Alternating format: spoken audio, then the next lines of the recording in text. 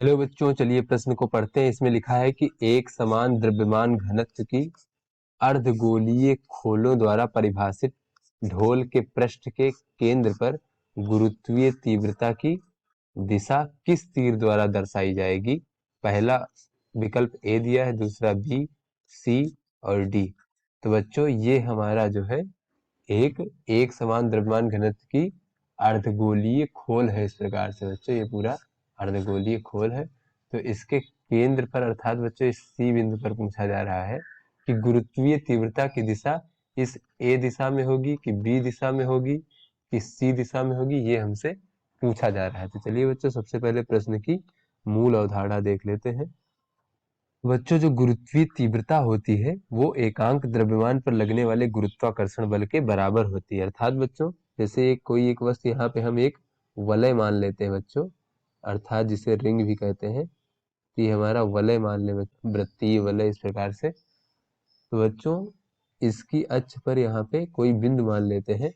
तो इस वलय के द्वारा इस बिंदु पर जो गुरुत्वीय क्षेत्र की तीव्रता होगी, उसका अर्थ ये हुआ कि इस बिंदु पर एकांक द्रव्यमान की वस्तु पर लगने वाला जो गुरुत्वाकर्षण बल होता है वही गुरुत्वीय क्षेत्र की तीव्रता होती है। तो जो गुरुत्वीय क्षेत्र की तीव्रता की दिशा होगी बच्चों, वो गुरुत्वाकर्षण बल की दिशा में होगी।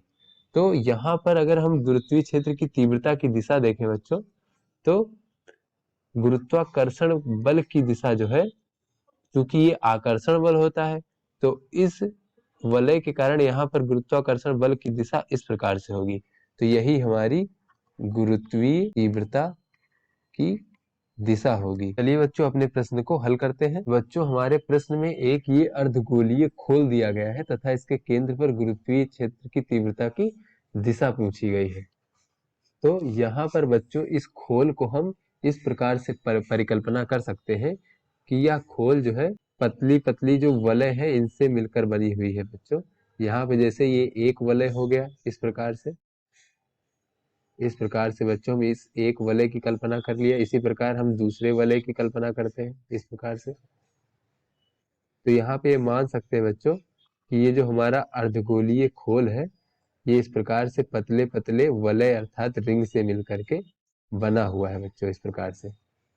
तो अगर इस खोल के केंद्र पर हम गुरुत्वीय क्षेत्र की तीव्रता की बात करें बच्चों, यहाँ सी बिंदु पर, तो प्रत्येक वलय के द्वारा इस सी बिंदु पर गुरुत्वीय क्षेत्र की तीव्रता देखें अगर हम, तो जैसा कि हमने मूल अवधारणा में देखा कि यहाँ पर गुरुत्वीय क्षेत्र की तीव्रता की दिशा जो है वलय के केंद्र की ओर थी, तो यहाँ पर भी सी जो बिंदु है, यहाँ पर प्रत्येक वलय के कारण जो है गुरुत्वीय क्षेत्र की तीव्रता जो होगी उस वलय के केंद्र अर्थात इस प्रकार जो प्रत्येक वलय है बच्चों, उसके केंद्र अर्थात इस तरफ इस प्रकार से होगी, अलग अलग वलय के कारण गुरुत्वीय क्षेत्र की तीव्रता। तो बच्चों सभी वलयों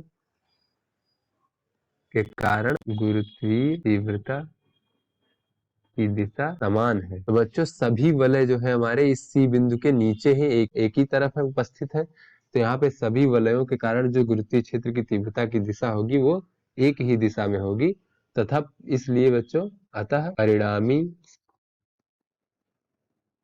गुरुत्वीय तीव्रता, सभी वलयों के कारण परिणामी जो गुरुत्वीय तीव्रता की दिशा होगी बच्चों, सभी वलयों के केंद्र की ओर अर्थात यहाँ चित्र में देखें बच्चों, तो ये सी दिशा में होगी। यहाँ पे दिशा वलयों के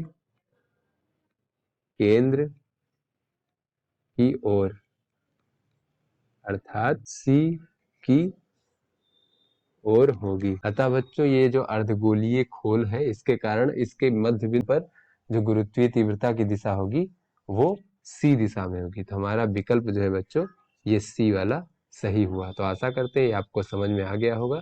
धन्यवाद।